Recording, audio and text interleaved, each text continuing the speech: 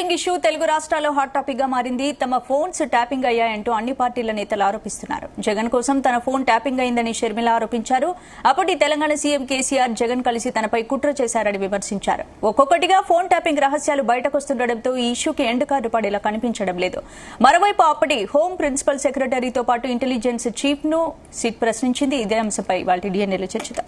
భరత్, ఏంటి phone tapping కేసులో రోజుకో కొత్త విషయాలు, సంచలన విషయాలు బయటకు వస్తున్నాయి. అసలు ఏంటి ఫోన్ ట్యాపింగ్ కేసు, ఎలాంటి మలుపు తిరుగు? చాలా సంచలన విషయాలు బయటకు వస్తున్నాయి. ముఖ్యంగా ప్రభాకర్ రావు ఇక్కడికి వచ్చిన తర్వాత నవంబర్ 15 అంటే నవంబర్ 30వ తేదీ అనుకుంటా మన దగ్గర ఎలక్షన్ జరిగిన రోజు, బహుశా నవంబర్ 28 or 30 ఎగ్జాక్ట్గా గుర్తులేదు. సో నవంబర్ 15th నామినేషన్ విత్డ్రాయల్కి లాస్ట్ డేట్. ఆ సమయంలో ఇప్పుడు ఫోన్ ట్యాపింగ్ రెండు రకాలు, ఒకటి లీగల్, రెండోది ఇల్లీగల్. ఇల్లీగల్గా చేశారన్నది వేరే సంగతి. అయితే లీగల్గా కూడా ఫోన్ ట్యాపింగ్ చేశారు. ఎట్లా? మావోయిస్టు సానుభూతి పరులు అంటే అప్పుడు ఎలక్షన్ టైం కదా, ఎలక్షన్లో మావోయిస్టులు యాక్టివేట్ అవుతున్నారు అని చెప్పి మావోయిస్టు సానుభూతి పరులు అని చెప్పి వాళ్ళ పేరు దాదాపు 600 మంది పేర్లు ఇచ్చి, అది లీగల్గా ఎవరికి 600 మంది పేర్లు ముందుగా ఫోన్ ట్యాపింగ్ చేయాలంటే హోమ్ సెక్రటరీ తర్వాత దగ్గరికి పంపించాలి ఈ పేర్లు, ఇంటెలిజెన్స్ చీఫ్ కానీ మిగతా పోలీస్ డిపార్ట్మెంట్ కానీ. సో అప్రూవల్ తీసుకొని చేశారు. అయితే నిన్న మహేష్ గౌడ్ మనకు పీసీసీ చీఫ్ చెప్పింది ఏంటంటే మావోయిస్టు సానుభూతి పరులని నా పేరు కూడా పెట్టారు, ఆయన ఫోన్ నెంబర్ డైరెక్ట్ గా పెట్టారు. ఇప్పుడు అరవింద్ కూడా అదే చెప్పారు. సో అరవింద్ కానీ అరవింద్ పిఏకి సంబంధించిన ఫోన్లు, ఇతరుల ఫోన్లు, చాలా మంది జర్నలిస్టుల ఫోన్లు కూడా ట్యాప్ అయినాయని చెప్తున్నారు. కరెక్ట్. అసలు ఇలా చేయొచ్చా అంటే ఇల్లీగల్. కానీ చేయని రాజకీయ పార్టీ ఉంది, చేయని ప్రభుత్వం ఉంది అంటే నేను ఏ ప్రభుత్వం అని చెప్పలే. కేంద్రంలో పెగాసిస్ సాఫ్ట్వేర్ కేసు సుప్రీంకోర్టులో నడుస్తుంది. బీజేపీ ప్రభుత్వం కేంద్రంలో ఉంది.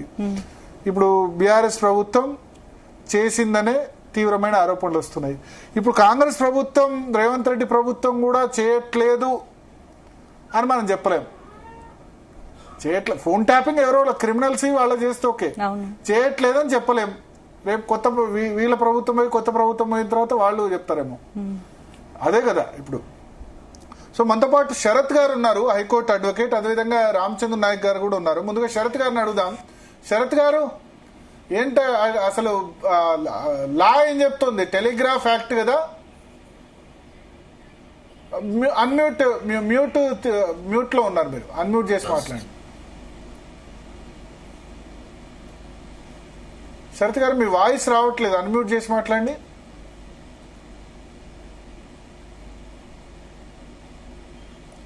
మ్యూట్ లో ఉన్నారు, మ్యూట్ తీసేసి మాట్లాడండి.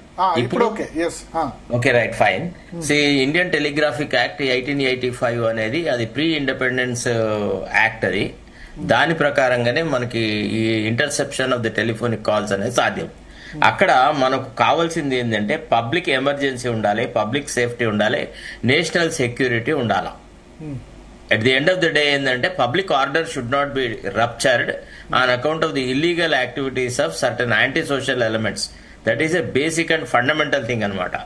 తర్వాత ఈ యాక్ట్ సెక్షన్ 5(2)లో మనకు పొందుపరిచినారు ఏ కారణాల వల్ల చేయొచ్చు ఏంటిది అనేది. దాని తర్వాత 10 ఏజెన్సీస్ అంటే భారతదేశంలో ఒక 10 ఏజెన్సీస్ కు మాత్రమే ఈ ఇంటర్సెప్షన్ అధికారాలున్నాయి. అందులో వచ్చేసేసి intelligence bureau, CBI, ED, narcotics control bureau, central board of direct taxes, directorate of revenue intelligence అంటే ఇప్పుడు ఇన్కమ్ ట్యాక్స్ లో ఎగ్గొట్టడము, లోయర్ ఇన్కమ్ చూపెట్టడము ఇట్లాంటివి ఉంటాయి కదా వాళ్ళది. తర్వాత national investigating agency, research and analysis wing, direction of signal intelligence అని ఒకటి ఉంటుంది, ఢిల్లీ పోలీస్ కమిషనరు.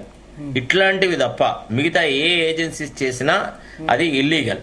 సో ఎవరు చేయాలన్నా first of all they have to obtain permission from the central home ministry, pointing out the reasons why the government of that particular day or government of that particular state wants to intercept the telephone calls of certain adversaries. వాళ్ళని మనము legal language లో adversary, state interest or national interest అంటాం. Hello, వింటున్నా. ఇప్పుడు 1.5 year గా నడుస్తుంది phone tapping episode.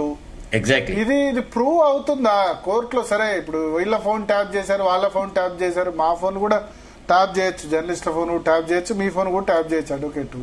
ఇది ultimate గా ఎక్కడైనా శిక్ష పడిన ఉదంతం ఉందా ఇంతవరకు భారతదేశ చరిత్రలో? ఇప్పుడు అంటే ఒకటి భరత్ గారు, ఇప్పుడు ఇదివరకు జరిగిన వ్యవహారాలు వేరు, telephone tapping under BRS regime వేరు. జనరల్ గా ఏదో అక్రమ సంబంధాలు కలిగి ఉండడం అది ఇది అనే మాట వేరు, అక్రమ సంబంధాన్ని లీగలైజ్ చేయడం వేరు. ఇది ఎంత నీతి బాహ్యంగా ఈ టెలిఫోనిక్ ఇది జరిగిందంటే, ట్యాపింగ్ జరిగిందంటే మీకేం చెప్పాలి, నేనే I was myself special government pleader dealing with the police department in the state of Telangana under BRS dispensation.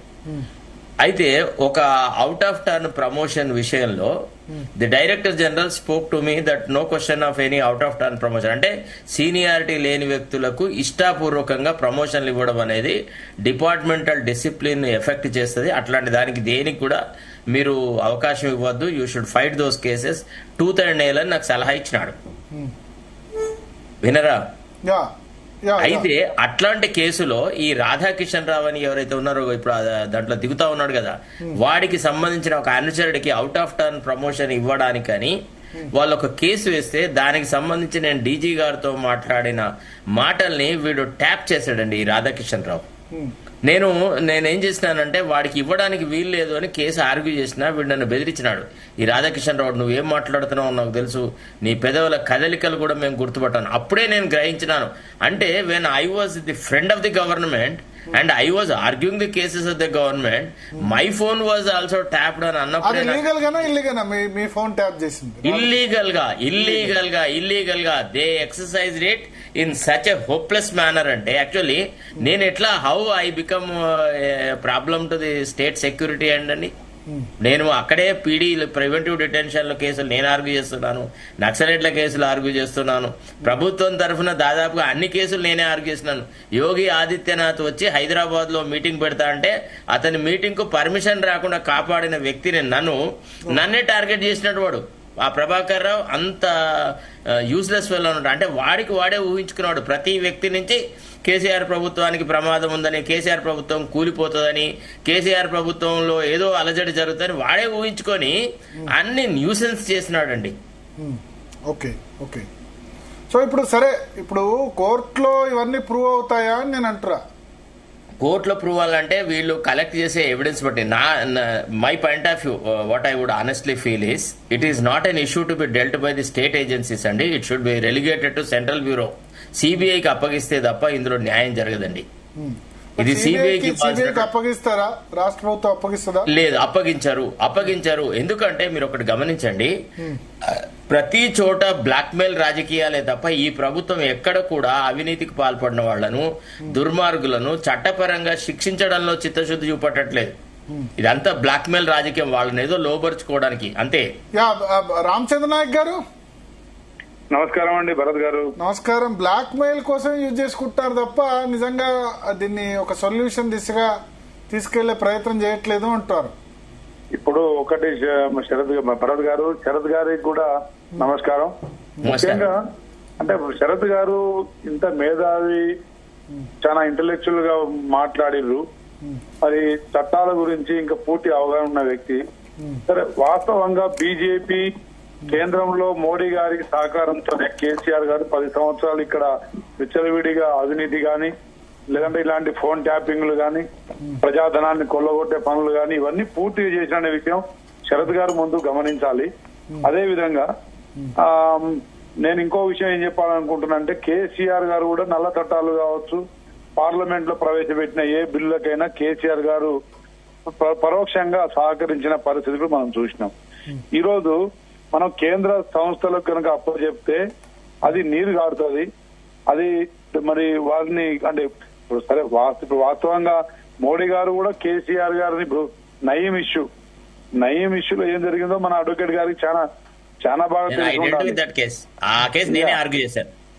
So Nayeem గారిని కేంద్రం నుంచి వచ్చిన బలగాలు చంపి కేసీఆర్ చేతిలో పెట్టి దాన్ని ఒక నాటకీయంగా 2 నెలలు కేసీఆర్ గారు ఆ నయీంకి చిన్న పిల్లలతో ఉంది, అది ఉంది, ఇది ఉందని చెప్పేసి 2 నెలలు ప్రజల్ని పక్కదారి పట్టించి వారి ఆస్తుల్ని కొల్లగొట్టే పని కేసీఆర్ గారు చేసుకున్నారు.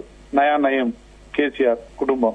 మరి ఇవన్నీ తెలిసిన వ్యక్తిగా ఈ రోజు మా ముఖ్యమంత్రి రేవంత్ రెడ్డి గారు మరి ఫోన్ ట్యాపింగ్ ని ఇంత సాహసోపేతంగా దాని మీద మరి ప్రభాకర్ రావును విదేశాల నుంచి రప్పించి కొంత మరి వర్కప్ చేస్తుంటే దాన్ని అనుమానించే మాటలు ఈ విధంగా మాట్లాడడం సరైనది కాదు. అది తప్పకుండా కొంత నిజ నిర్ధారణ జరగాల్సిన అవసరం ఉంది. అదే విధంగా ఇప్పుడు ఇల్లీగల్ గా గానీ లీగల్ గా గానీ పరిమిత అంటే ఒక పరిమితి దాటి పనిచేయడం ఏదైనా చట్టానికి విరుద్ధమే. సో కేసీఆర్ గారు వారి అభద్రతా భావంతో వారి ప్రభుత్వం 20 సంవత్సరాలు రాష్ట్రంలో కొనసాగించాలని చెప్పి ఇటు ప్రజాధనాన్ని కూలగొట్టిరు, అదేవిధంగా ప్రజాస్వామ్యాన్ని ఖూని చేసిర్రు, రాజ్యాంగ విలువల్ని తొంగదొక్కిరు, మనిషి యొక్క స్వేచ్ఛను కూడా హరించిరు. ప్రతి వ్యక్తి అది పొలిటికల్ కావచ్చు, లేకపోతే వివిధ శాఖలలో ఉన్న హయ్యర్ అండ్ హెచ్ఓడిస్ కావచ్చు, అందరినీ ఈ విధంగా ఏమంటారు పర్సనల్ లైఫ్ లో కూడా జడ్జిలను మరి అదేవిధంగా మరి అధికారులను రాజకీయ నాయకులను అందరినీ మరి ట్యాప్ చేయడం అనేది చట్టవిరుద్ధం. తప్పకుండా అది శిక్షార్హులు వారికి తప్పకుండా చట్టపరంగా శిక్షించాలంటే కొంత ఆధారాలు సేకరించి ఆ ఎవిడెన్స్ తో సహా. కానీ ఎన్ని రోజులు ఇది ఇన్వెస్టిగేషన్ 1.5 year జరుగుతుంది. శరత్ ఏమంటారంటే దాన్ని బ్లాక్ మెయిలింగ్ కోసం వాడుకుంటాడు తప్ప. ఒకటండి ఇప్పుడు వారు టిఆర్ఎస్ పార్టీ కుటుంబ సభ్యులు, కేసీఆర్ కుటుంబ సభ్యులు మెక్కి ఈ రోజు ప్రజాధనాన్ని కొల్లగొట్టిన తర్వాత ఒక అహంతోని వారి ప్రవర్తన సాగుతూనే ఉంది. బ్లాక్ మెయిల్ ఇప్పుడు ప్రభాకర్ రావు గారిని విదేశాల నుంచి రప్పించడానికి కొంత జాప్యమైంది. పార్లమెంట్ నుంచి డైరెక్షన్ తెచ్చిన తర్వాత గానీ వారిని అక్కడి నుంచి తేలేని పరిస్థితి ఎదురైంది. ఇవన్నీ తెలిసి కూడా మనం దాన్ని ఏదో ఇప్పుడు మనం ప్రతిదాన్ని అనుమానిస్తే అది సరైనది కాదు. ఈ రోజు అనవసరమైన చిన్న కేసులో, డ్రోన్ కేసులో కూడా గతంలో మా ముఖ్యమంత్రి ఇప్పుడు ముఖ్యమంత్రి గారు గతంలో పిసిసి అధ్యక్షులుగా ఉన్నప్పుడు ప్రైవేట్ వ్యక్తులు డ్రోన్ ఎగిరేసినందుకు దాన్ని బాధ్యునిగా చేసి చిన్న కేసులోనే వారిని మరి దాదాపు 4 రోజులు జైల్లో ఉంచారు. అలాంటి కక్ష సాధింపు మరి చేయొద్దు. ప్రజాస్వామికంగా దాన్ని పూర్తి స్థాయిలో విచారణ జరిపిన తర్వాత దాంట్లో ఎవరెవరు శిక్షార్హులు అవుతారు, అధికారులు ఎవరెవరు, అదేవిధంగా ప్రభుత్వంలో ముఖ్యులు ఎవరెవరు అనేది తేల్చాల్సిన బాధ్యతాయుతంగా ఈరోజు ప్రభుత్వం మరి విచారణ జరుగుతుంది తప్ప దీంట్లో ఎవరిని బ్లాక్ మెయిల్ చేయాలని ఇప్పుడు ఎవరైతే దొంగతనం చేసిండో వాడు భయపడుతుండొచ్చు, కానీ అది నిర్ధారించాల్సిన అవసరం అయితే ప్రభుత్వం మీద ఉందని నేను భావిస్తా ఉన్నా. ఒక నిజంగా ప్రజాస్వామిక పద్ధతిలో ఈ రోజు కేసీఆర్ గారు ఎన్ని దారుణాలు చేసినా గానీ, వారి కుటుంబ సభ్యులు ఎంత దారుణం చేసినా గానీ ప్రజాస్వామికంగా జరగాలి. వారు శిక్ష నిజంగా తప్పు చేసి ఉంటే వారు శిక్షకు బాధ్యులవుతారు. కాబట్టి రేవంత్ రెడ్డి గారిని గాని ఇక్కడ రాష్ట్ర విచారణ సంస్థలను గాని మరి ముందే అనుమానిస్తడం భావ్యం కాదు, అది పద్ధతి కూడా కాదని చెప్పి తెలియజేస్తున్నాం. నేను చెప్పొచ్చా సార్? ఇప్పుడు చెప్పండి. ఇప్పుడు ఈ టెలిఫోన్ ట్యాపింగ్ అనేది it is become a national issue almost. ఎట్లుందంటే కొన్ని ప్రాంతాల్లో మావోయిస్ట్ యాక్టివిటీస్, కొన్ని ప్రాంతాలలో ఇన్సర్జెన్సీ, ఇప్పుడు ఫర్ ఎగ్జాంపుల్ పంజాబ్, అస్సాం, ఇతర రాష్ట్రాలు, తర్వాత ఇట్లా చాలా సమస్యలు ఉన్నాయి మనకు national security point of view. తర్వాత దీంట్లో పర్మిషన్ ఇచ్చేది ఓవరాల్ సూపర్విజన్, సూపరింటెండెన్స్ ఇదంతా కేంద్ర ప్రభుత్వం ద్వారానే జరుగుతుంది. మనం ఓన్లీ ఇక్కడ ఏదో టీఆర్ఎస్ కి కాంగ్రెస్ కి ఉన్న political rivalry point of view అంత చాలా చిన్నగా చేసి చూడొద్దు. ఇది నేషనల్ పర్స్పెక్టివ్ తోని అసలు కొంత ఒక కన్సెన్సస్ రావాలా amongst all the political parties and state governments under what circumstances it should be done అని.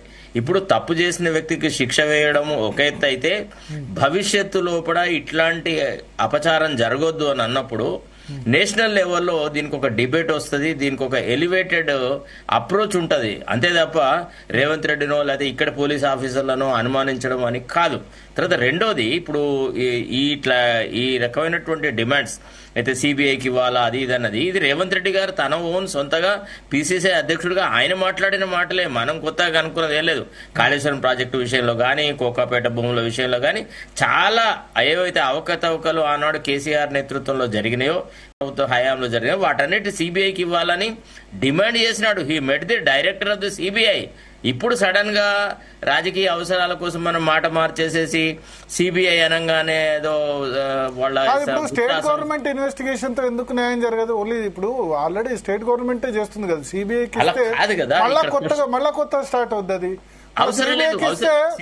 సిబిఐకి ఇస్తే దాని మీద బీజేపీ ఇన్ఫ్లుయెన్స్ ఉంటది, ఇక్కడ ఇస్తే స్టేట్ గవర్నమెంట్ ఇన్ఫ్లుయెన్స్. భరత్ గారు please, whenever an investigation is transferred, it would be started from the place where it was ended up by the state agency. Yes, I know, but అది first. రెండోది ఏంటంటే national ఈ అంశాల మీద state కున్నటువంటి వేరు విధాలు, state కున్న టెక్నికల్ నాలెడ్జ్, తర్వాత ఇన్వెస్టిగేటింగ్ ఎక్స్పీరియన్స్ చాలా తక్కువ.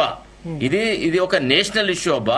ఇప్పుడు మనము రాజీవ్ గాంధీ గారు నేతృత్వంలో ప్రభుత్వం ఉన్నప్పుడు సెంట్రల్ గవర్నమెంట్ లో పోస్టల్ బిల్ అని ఒకటి తీసుకొచ్చినారు, ఇంటర్సెప్టింగ్ ది పోస్టేజ్ అనేది. దాని మీద చాలా అలజడి జరిగింది. ఆ తర్వాత అది బిల్లు విత్డ్రా చేసినారు. అప్పటి రాష్ట్రపతి Giani Zail Singh refuse to sign. తర్వాత he wanted to dismiss the government itself. అప్పుడు కమలాపతి త్రిపాఠి పోయి నో నథింగ్ డూయింగ్, 400 మెంబర్స్ ఉన్న గవర్నమెంట్ డిస్మిస్ చేస్తే you will be the treated as a anti national fellow అని అంటారు అని చెప్పినారు. అంటే చెప్తున్నాను, ఈ ఇష్యూస్ అన్ని నేషనల్ పర్స్పెక్టివ్ లో ఆలోచించాలి. అయిపోయింది, కేసీఆర్ శకం అయిపోయింది, కేసీఆర్ యుగం అయిపోయింది, కేసీఆర్ ఆలోచన అయిపోయింది. ఇప్పుడు బీజేపీ కూడా ఈ రాష్ట్రంలో పరిపాలనకు రావాలనుకుంటుంది. I don't think they will harm the interest of the state. ఇప్పుడు ప్రతి చోట ఎట్లయితే వీళ్ళు అనుమానిస్తున్నంత లెవెల్లో why should we suspect the central government in dealing with issues of this nature? Okay okay so అటు సిబిఐకి ఇస్తే వాళ్ళకు టెక్నికల్ పరంగా నాలెడ్జ్ ఉంది అని అంటారు. అంటే ఇప్పుడు చూడు, డిఫరెంట్ స్టేట్స్ లలో ఈ ఇష్యూ ఉంది, ఇన్సర్జెన్సీ ఇష్యూస్ ఉన్నాయి. ఇతర దేశాల నుంచి మన దేశాలకు మీరు చెప్పింది ఏంటంటే ఎక్కడి నుంచి ఇన్వెస్టిగేషన్ స్టార్ట్ అయిందో ఇప్పటి వరకు ఏ ఇన్వెస్టిగేషన్ ఉందో అదే కంటిన్యూ అవుతుంది. కానీ దీంతో డీల్ చేస్తున్న ఆఫీసర్స్ ఆల్రెడీ దీనిలో పూర్తి దాన్ని చదివి ఉన్నారు కదా. ప్రణీత్ రావు రోల్, రాధాకిషన్ రావు, అందులో ఏం పెద్ద రాకెట్ సైన్స్ ఉంది? అందులో రాకెట్ సైన్స్ ఏముంది? When did you obtain permission? Document చేసి ఉండొచ్చు, డాక్యుమెంటెడ్ చేసి ఉండకపోవచ్చు కూడా కదా. భరత్ గారు ప్లీజ్, నేను చెప్తాను వినండి దయచేసి. I dealt with the department for more than 7.5 years. How investigation proceeds అంటే దానికి ఒక లెవెల్ ఉంటుంది. ఇప్పుడు ఏంది ఇందులో కావాల్సింది ఏంది? Under section 5(2) of the Indian telegraph act, they must have obtained permission from the central government on the guise that certain people have become anti-social and their liberty is causing problems to the safety in the state అని చెప్పుంటారు. అట్లా చెప్పిన వ్యక్తులని politicians ని, political adversaries ని, high level officers ని, తర్వాత జర్నలిస్టులని, ఇట్లా సొసైటీకి ఎవరైతే ఉపయోగపడతారో అట్లా వాళ్ళందరి పేర్లు పెట్టినప్పుడు వాళ్ళని అట్లా రాంగ్ గా వాళ్ళని మిస్లీడ్ చేసి తెచ్చుకున్న పర్మిషన్ కాబట్టి they are in a better position to ask Prabhakar Rao, నువ్వు మాకు ఎట్లా ప్రొజెక్ట్ చేసినావు?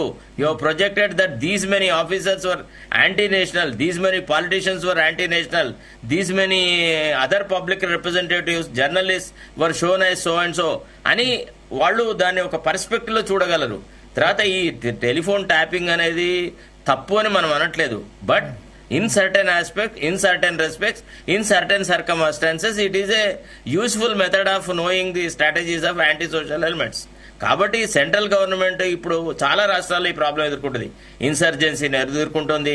ఇతర దేశాల నుంచి మన దేశానికి ఏ కాయిదాలకు ఏవి లేకుండా వలస వచ్చి ఇక్కడే ఉంటున్న వాళ్ళు ఉన్నారు, ఓవర్ స్టేయింగ్ వాళ్ళు. ఇట్లాంటి సమస్యలను కొన్ని 100 ఇష్యూస్ ని పర్స్పెక్టివ్స్ లో చూసే సెంట్రల్ గవర్నమెంట్ ఏజెన్సీని మనం ఉత్తగానే ఏదో ఒక రాజకీయ కారణాలతో సిబిఐ అంతా ఇప్పుడు జరుగుతున్నది ఏమనిపిస్తుంది? లాస్ట్ ప్రభాకర్ రావు వచ్చిన తర్వాత 3-4 days గా చాలా కొత్త విషయాలు బయటకు వస్తున్నాయి కదా. ఫోన్ ట్యాప్ అయిందని, చంద్రబాబు నాయుడు ఫోన్ ట్యాప్ అయిందని. భరత్ గారు ఒక విషయం చెప్పాలా? అసలు ఏమైందంటే గవర్నమెంట్ చాలా అన్పాపులర్ అవడం వల్ల అఫీషియల్ డమ్ లో, తర్వాత ప్రజలలో ఒక ఫీలింగ్ ఏమొచ్చిందంటే మళ్ళీ నెక్స్ట్ గవర్నమెంట్ బీఆర్ఎస్ గవర్నమెంట్ వస్తుంది, మళ్ళీ వీళ్ళతోనే మనకు పెంటబడాలని చెప్పి స్టేట్ ఆఫీసర్లు వెనక ముందు అవుతున్నారు అన్ని విషయాలను బయటికి తోవడానికి. ఇప్పుడు ఎక్కడ ఏమైంది? వీళ్ళ ఫెయిల్యూర్ వల్ల, గవర్నమెంటల్ ఫెయిల్యూర్ వల్ల అన్డ్యూ అడ్వాంటేజ్ అనేది కేసీఆర్ కి వచ్చింది. అరే కేసీఆర్ అప్పుడే బాగుండే, రైతులకు రైతు బంధు వచ్చేది, అది జరిగేది ఇది జరిగేది అనే ఫీలింగ్ వచ్చింది, రుణమాఫీలు వచ్చేదని, ఇతరత్ర ఆల్ వెల్ఫేర్ మెజర్స్ ఆపడం వల్ల ఇప్పుడు ప్రజలు మీరు ఎక్కడికైనా వెళ్ళండి యాజ్ ఎ జర్నలిస్ట్,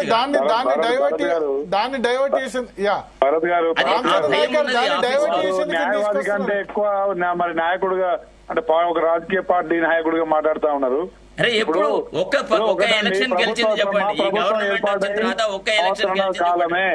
ఈ సంవత్సరాల కాలంలో దేశంలో ఏ రాష్ట్రంలో బీజేపీ పాలిత ప్రాంతాల్లో కూడా లేని అంతకంటే ఎక్కువ హామీలు మేము నెరవేర్చుకున్నాం. అదేవిధంగా ప్రజలు సంక్షేమ పథకాలు తీసుకెళ్తున్నాం. సరే అదంతా పక్కా పెడదాం. నేనేమంటున్నా అంటే ఈ ఒకటే ఎగ్జాంపుల్ వారికి అర్థమైపోయి ఉంటది. నయీం గారిని ఒక అంటే కేంద్ర సంస్థ వచ్చి ఇక్కడ వారిని షాద్ నగర్ ఫామ్ హౌస్ లో చంపిన తర్వాత ఆ బాడీని కేసీఆర్ స్టేట్ గవర్నమెంట్ కి అప్పచెప్పింది అంటే ఆడు కేంద్ర ప్రభుత్వానికి రాష్ట్ర ప్రభుత్వానికి అప్పుడు లింక్ ఉందా లేదా ఒకసారి ఆలోచించుకోండి.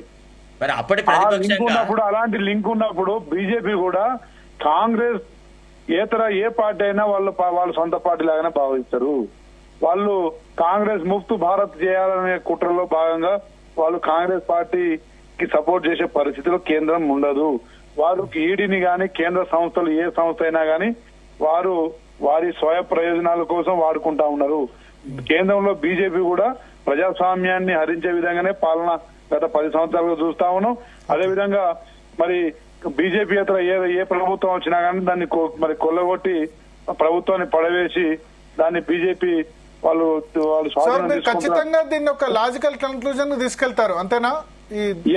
కాబట్టి ఖచ్చితంగా దోషులకు శిక్ష పడేలా చేస్తారు. తప్పకుండా మేము చేస్తాం. అది మన పరిధిలో ఉన్నప్పుడు ఇంకోటి న్యాయవాదిగా ఇప్పుడు ఇక్కడ హైకోర్టు న్యాయవాదుల కంటే సుప్రీంకోర్టు న్యాయవాదులే మేధావులు అక్కడ వాళ్ళే ఇక తీస్మార్ ఖాన్లనే చెప్పే విధంగా మనం మాట్లాడితే న్యాయవాదికి వారికి ఎంత బాధ అనిపిస్తుందో. ఇక్కడ ఒక్కసారి ఇంటర్వెన్షన్ అవుతాను. మరి ఎందుకు సార్ రాష్ట్రంలో అన్ని కేసులలో కేంద్రాల నుంచి ఢిల్లీ నుంచి అడ్వకేట్లను తీసుకొస్తున్నారు? మీ అడ్వకేట్ జనరల్ ఏ కేసు ఆర్గ్యూ చేశాడు? అది ఎవరి ఇంట్రెస్ట్, పర్సనల్ ఇంట్రెస్ట్. కానీ టాలెంట్ లో గానీ పరిపక్వతలో గానీ మన తక్కువని దానికి అర్థం కాదు కదా. మన రాష్ట్ర నిఘా సంస్థలు మరి